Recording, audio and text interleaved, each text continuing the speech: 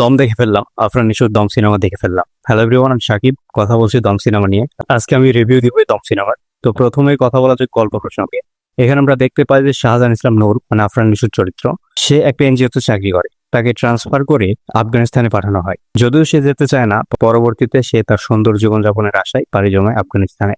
Follow বা subscribe করতে আপনার পয়সা লাগে না, জাস্ট একটা ক্লিক করলে হয়ে যায়। সেখানে গিয়ে 1-1.5 মাস থাকার পর সে বুঝতে পারে যে এখানে থাকা তার পক্ষে সম্ভব না, এন্ড সে সেখানে একটা বিপদে পড়ে যায়। এন্ড কি ধরনের বিপদ সেটা আপনারা জানতে হলে দেখতে হবে দম সিনেমাটি। ওখানে তাকে বিভিন্নভাবে টর্চার করা হয়, প্রচন্ড পরিমাণে টর্চার করা হয়, যেটা আপনি সিনেমা হলে দেখতে গেলে আপনি উপলব্ধি করতে পারবেন, আপনি অনুভব করবেন কষ্টটা। পরবর্তীতে সে সেখান থেকে পালানোর একটা সুযোগ পায়, পালিয়ে যেতেও লাগে, কিন্তু কোনো একটা কারণে সে যায় না। এই কারণটা জানতে হলে আপনার দেখতে হবে দম। তারপর সে সেখান থেকে পরবর্তীতে তার বাড়িতে যেতে পারে কিনা বা দেশে ফিরতে পারে কিনা, সেই সব বিষয় জানতে হলে আপনার দম সিনেমাটি দেখতে হবে। আমরা সবাই জানি যে সিনেমাটা একটা সত্য ঘটনা অবলম্বনে তৈরি, সম্ভবত 2007 সালের ঘটনা। তো যাই হোক, এখন বলি আফরান নিশোর অভিনয় নিয়ে। আফরান নিশোর অভিনয় নিয়ে নতুন করে কিছু বলার নাই। আপনারা জানেন যে আফরান নিশো নিজেই একটা প্রতিষ্ঠান, তার অভিনয় দুর্দান্ত। আপনি হলে সিনেমা দেখতে গেলে আপনার মনে হবে না যেটা আফরান নিশো, আপনার মনে হবে এটা শাহজাহান ইসলাম নূর। পূজা জারিকে দেখতে মারাত্মক লাগে, এত ভালো এক্সপ্রেশন প্লাস অভিনয়, সব মিলে সবাই অনেক ভালো অভিনয় করছে। যে যার জায়গা থেকে ফাটাই দিচ্ছে জাস্ট। সিনেমাটোগ্রাফি বা আপনারা ট্রেলারে দেখছেন যে মারাত্মক লেভেলের সিনেমাটোগ্রাফি। আপনারা জানেন যে ওখানে সম্ভবত আফগানিস্তানেরই একজন সিনেমাটোগ্রাফারকে দিয়ে পুরোটা শুট করানো হয়েছে। তিনি তার সবটা দিয়ে সম্ভবত করছে, এত সুন্দর সিনেমাটোগ্রাফি অ্যান্ড কালার গ্রেডিং, পুরো প্রিমিয়াম ফিল দেয়।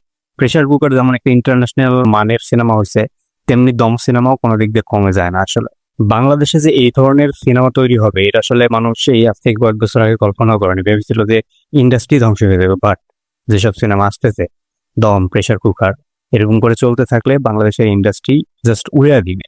তো সব মিলে দম টিমকে জানাই ধন্যবাদ এত সুন্দর একটা কাজ আমাদেরকে উপহার দেওয়ার জন্য। আর এটা একটা সার্ভাইভাল ড্রামা, যেটা শুরু থেকেই বলে আসতেছে। আপনারা দেখতে পারবেন যে সেখানে কিভাবে সার্ভাইভ করে বেঁচে থাকে বা বেঁচে ফিরে নাকি ফিরে না, সেটা আপনি দেখতে পাবেন দম সিনেমায়। এন্ড এখন যদি বলি ওভারঅল সিনেমা কেমন, সিনেমা তো খুব সুন্দর, সুন্দর গল্প, সুন্দর মেকিং, সব মিলে দারুণ, উপভোগ করার মতো। এন্ড আপনি এটা ফ্যামিলি নিয়ে দেখতে পারবেন, এই ধরনের একটা সিনেমা। তো সব মিলে বলাই যায় যে একটা আউটস্ট্যান্ডিং সিনেমা, টপ নচ লেভেলের সিনেমা।